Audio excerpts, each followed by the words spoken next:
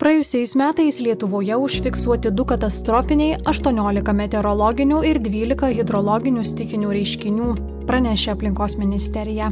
Pasak ministerijos, kaitros, sausros, audros, viesulai ir potviniai darė didelę žalą žmonių turtui, sveikatai ir infrastruktūrai. Birželio pabaigoje Druskininkuose užfiksuota rekordinė 34 laipsnių temperatūra.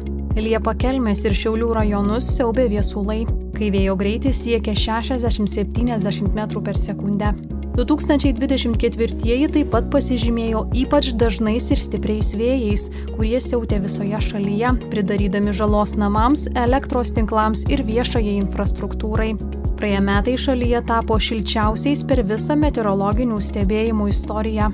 Vidutinė metinė oro temperatūra pakilo iki 9,5 laipsnio, 2,1 laipsnio viršydama daugiametį vidurkį, o visi metų mėnesiai išskyrus sausį buvo šiltesni už normą.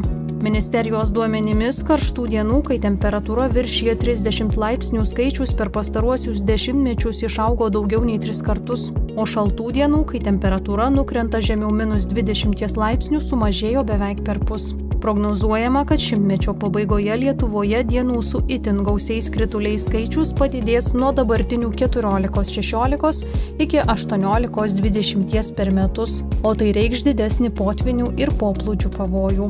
Mokslininkai sako, kad pasauliui šylant sutrinka nusistovėję klimato modeliai ir vandens ciklas, dažnėja ir stiprėja ekstremalūs oro reiškiniai.